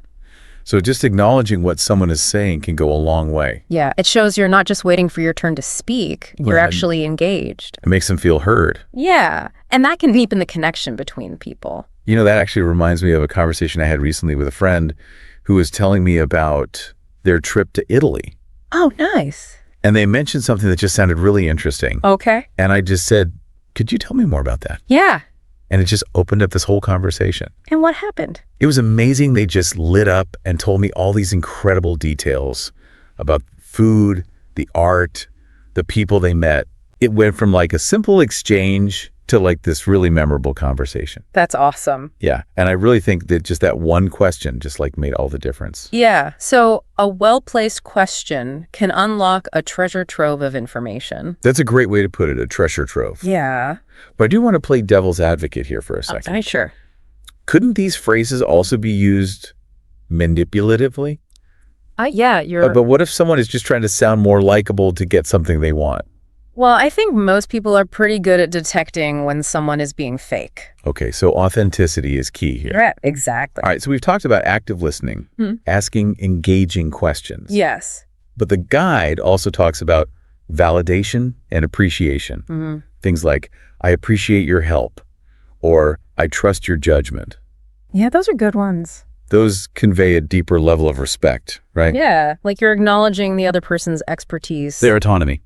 So again, it's not just saying the words, it's about understanding the deeper impact of those words. Absolutely. Like when you tell someone, I trust your judgment, it really empowers them. Yeah.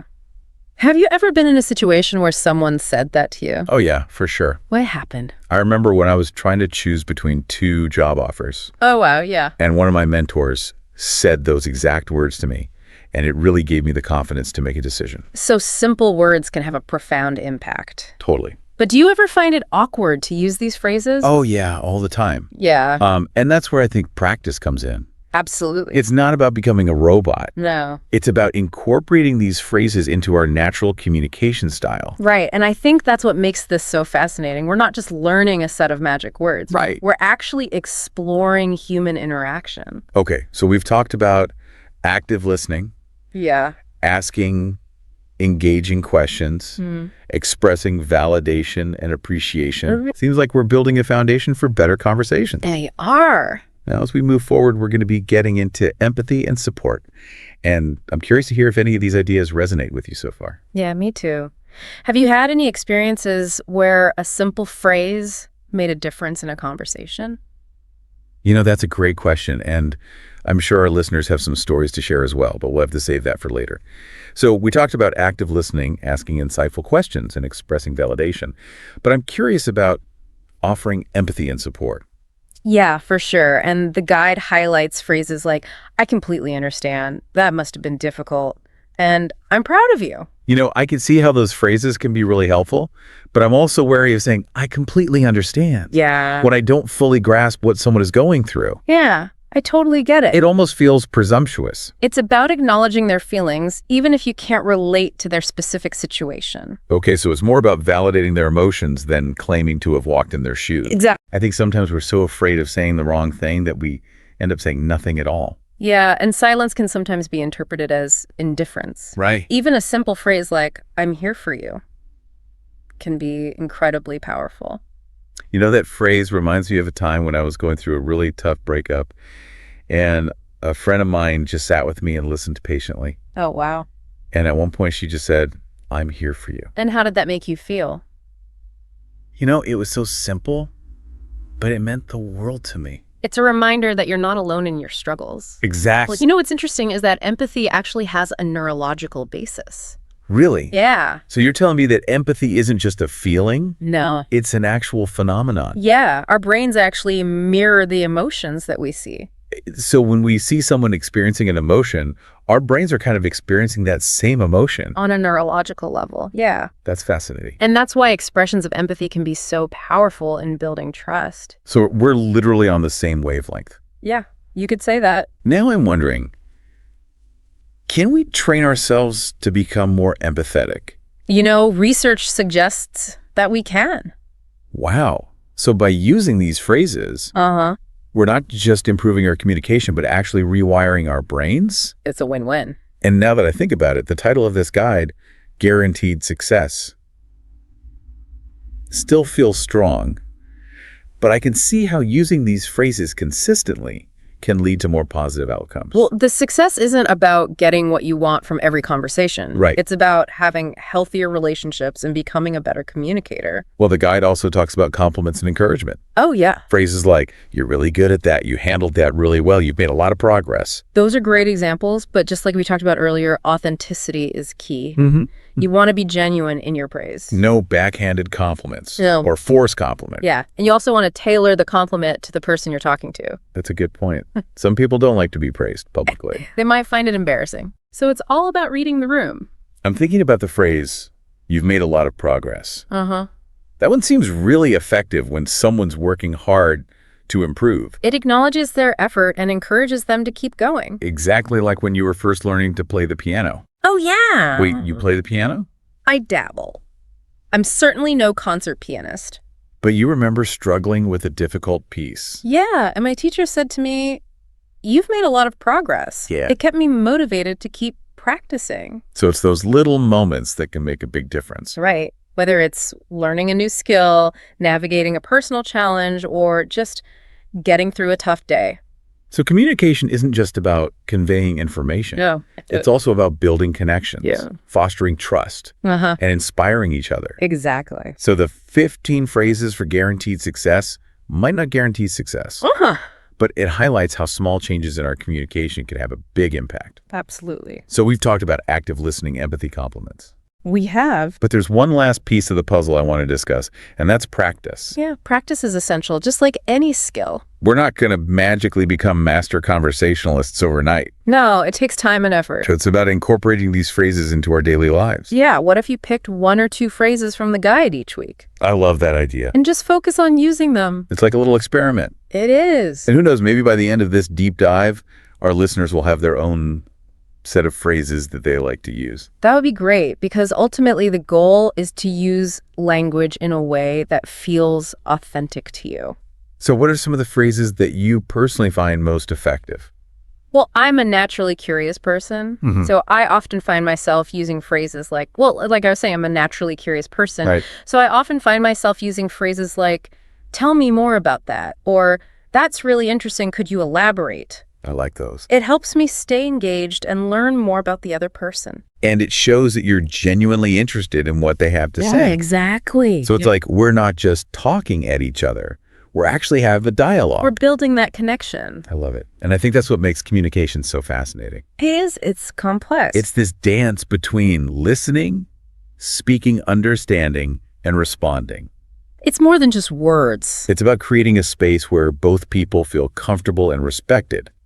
So when we use phrases like "the ones in this guide," we're setting the stage for more authentic and meaningful conversations. Yeah, and I think that's a much better definition of guaranteed success. It's not about manipulating people. Right. It's about fostering genuine connections. And I think that's something we can all strive for. Absolutely. So as we wrap up this exploration of everyday phrases, what are some key takeaways that our listeners can implement in their own lives?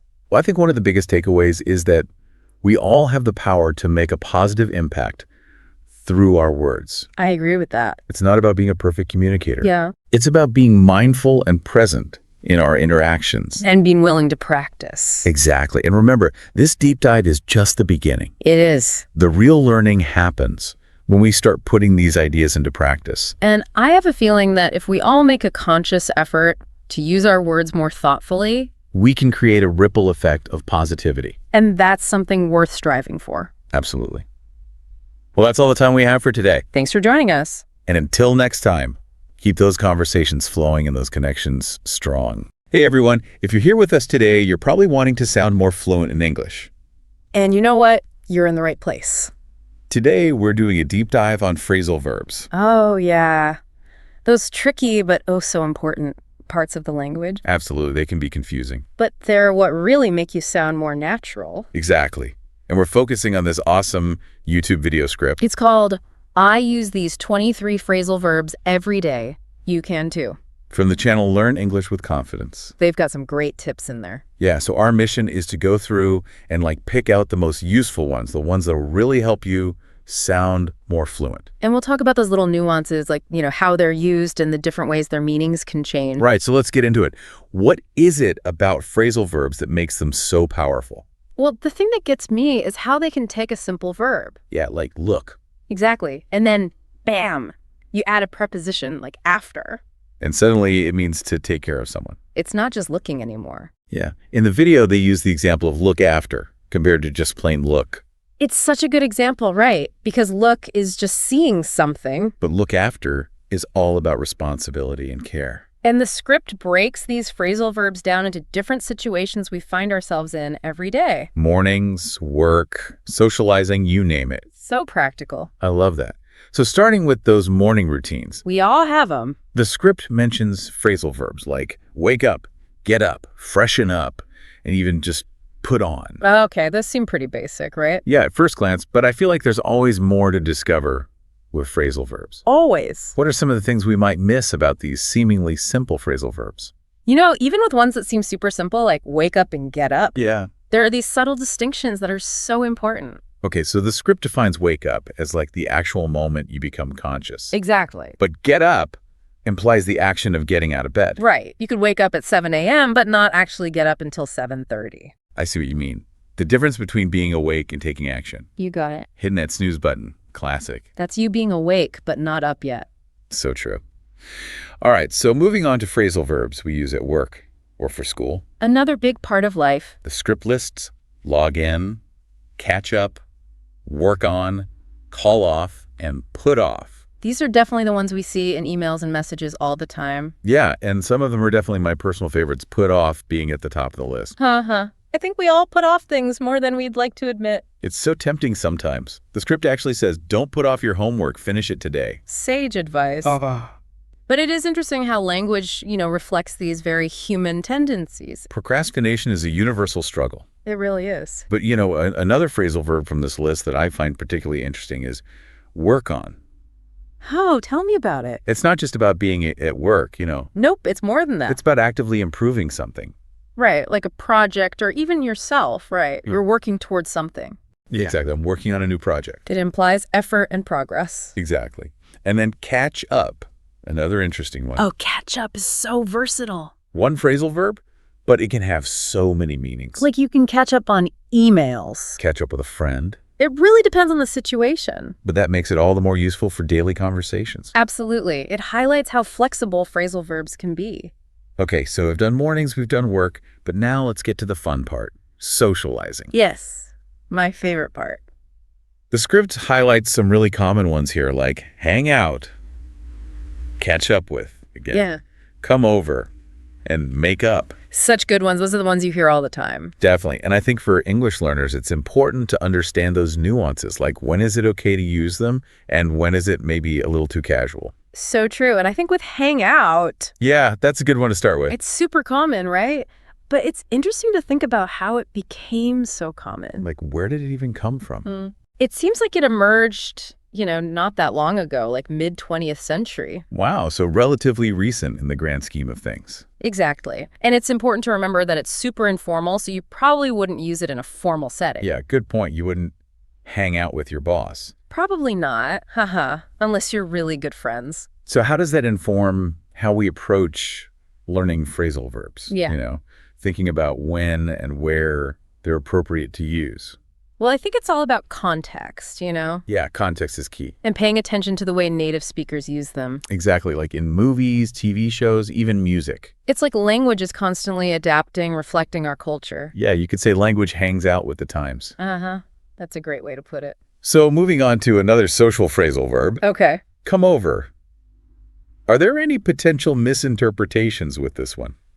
Well, come over is generally understood, but it is quite informal. Right. So if you're in a situation that calls for a little more formality. Like meeting someone for the first time. Yeah, exactly. It might be a good idea to add a touch more politeness, like, would it be all right if I came over? I see your point. Or maybe something like, would you like me to come over? Right, it shows you're considerate. Exactly, just softens it a little bit. Okay, so from hanging out with friends to being polite and considerate, phrasal verbs cover it all. They really do. They're essential.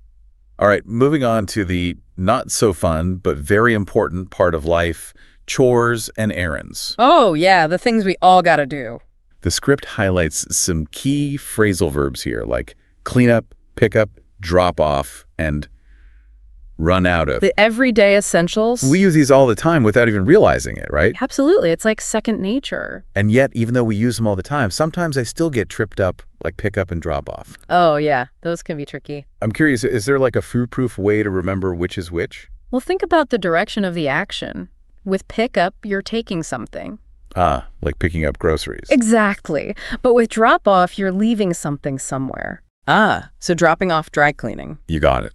Okay, so I'm picturing arrows. Oh, I like that. Like pick up is an arrow pointing towards you. And drop off is pointing away. Perfect. Visualizing things can be super helpful when you're learning. I'm a visual learner for sure. So we've gone from waking up to running errands, and it's amazing how many phrasal verbs we use without even realizing it. Right. They're everywhere. And we've only covered a handful from this list. There's so much more to explore. I'm ready for more. But But let's take a quick break, and then we'll come back and dive into even more of these fascinating phrasal verbs and how they can help you take your fluency to the next level. Sound good? Okay, so back to those phrasal verbs. Now the script's taking us into the evening. Winding down after a long day. With phrasal verbs like wind down, turn on, turn off, go over, stay up, and doze off. Ah, the evening routine.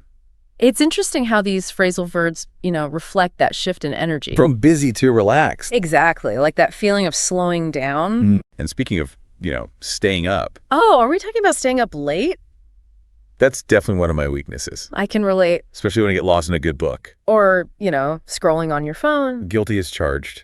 The script actually mentions staying up late to watch movies. Yeah, I've definitely done that. Classic.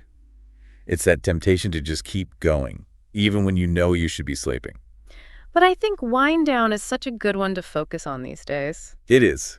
Especially with, how busy everyone is. It's like that conscious choice to relax. Yeah, to shift gears from work mode to chill mode. Exactly. Give your brain a break. Speaking of things we should probably do more of. Let's talk about go over. A good one. The script uses it in the context of, studying. I go over my notes before an exam. Oh, yeah, definitely. But it feels like it has broader applications. It totally does. Go over can mean to, carefully review anything. Right, like a contract. A plan. Even a presentation. It's like that mental double check. Make sure you haven't missed anything. I think about those times when I've rushed into something without really going over it first. And things don't go as planned. Exactly. Careful review is really important. It can save so much trouble later on. For sure. So go over. It's not just about studying. Nope. It's about being thorough. And now, for the opposite of staying up. Oh, what's that? Dozing off. Haha, I've done that one too. It's that, unintentional falling asleep. When you really shouldn't be. Like in a meeting. The script gives the example, I dozed off while reading. Happens to the best of us. It's like your body just overrides your mind. Yeah, and sometimes it can be a little embarrassing. Especially if you're in public. I've definitely dozed off in some pretty awkward situations. But what I really like about this YouTube video... Oh, yeah. Tell me about it. It's not just about listening and learning the definitions. Right. They actually give you chances to practice. So important. They have this interactive section. Oh. Where viewers get to, fill in the blanks in sentences using the phrasal verbs. Oh, I like that.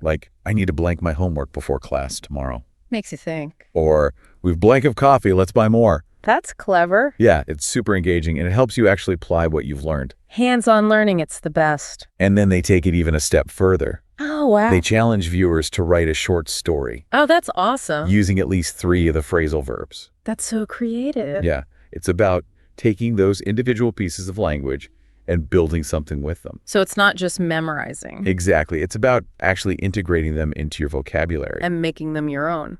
Okay, so we've gone through this whole list of 23 phrasal verbs for this YouTube video. It's been a journey. From waking up in the morning to dozing off in the evening, we've covered it all. What are some key takeaways about phrasal verbs in general that we can take with us? That's a good question. What stands out to you? Well, I think one thing that really shines through is how versatile they are. Oh, yeah, for sure. I mean, you can use them to describe actions. Like pick up and drop off. Exactly. Yeah. But also states of being. Like wind down. Yeah, even emotions. So they're not just about physical actions. Nope, they go deeper. And one verb can have so many different meanings depending on the particle that's added. It's like they unlock a whole new level of expression. But that can also be a little daunting, right? It can, especially if you're new to learning English. What advice would you give to someone who's maybe feeling a little overwhelmed by all these phrasal verbs? Honestly, I'd say don't try to learn them all at once. Yeah, small steps. Pick a few that you find interesting. Or that you think you'll actually use. Exactly. And start incorporating those into your conversations. Baby step. And, don't be afraid to make mistakes. It's all part of the learning process. It really is. Making mistakes is how we learn. The more you use them, the more comfortable you'll become. And, pay attention to how native speakers use them. Yeah, listen closely. In movies, TV shows, even just everyday conversations. You can pick up a lot just by observing. I think context is key.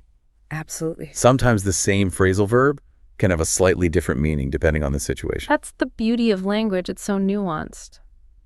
All right, before we move on, let's do a quick recap of some of the most useful phrasal verbs we've talked about today. Okay, good idea. Put off, for all you procrastinators out there. A classic. Catch up for those busy days. Essential for modern life. Wind down for some self-care. Take care of yourself. And then there's work on. Showing that effort. And go over. For that extra attention to detail. And remember, if you want to see the full list of all 23 phrasal verbs from this video, yeah, definitely check it out. We'll include a link in the show notes so you can explore. And before we go, I think it's worth coming back to that big question we posed earlier. Yeah. How do phrasal verbs, with all their unique combinations and evolving meanings, reflect the nature of the English language itself? It's a big question. It is. But such an interesting one. I mean, they really embody that dynamic and adaptable nature of English. It's like they're little microcosms of the language itself. Always changing. Always evolving. Just like English. Okay, well, let's hold that thought for a moment and take a quick break, and then we'll come back and talk about how you can actually use all of this to improve your English fluency. Sounds good. Okay, welcome back, everyone. We've talked about all these awesome phrasal verbs. So many good ones. Learned about their definitions. Their origins. Those tricky little nuances. The context. But now it's time to talk about you. You got it. And how you can use all of this to actually become more fluent in English. The most important part. It is. It is. And I think sometimes people get so caught up in like the technical side of learning a language. The grammar rules. Yeah, that they forget that the ultimate goal is communication. To connect with other people. Yeah, exactly.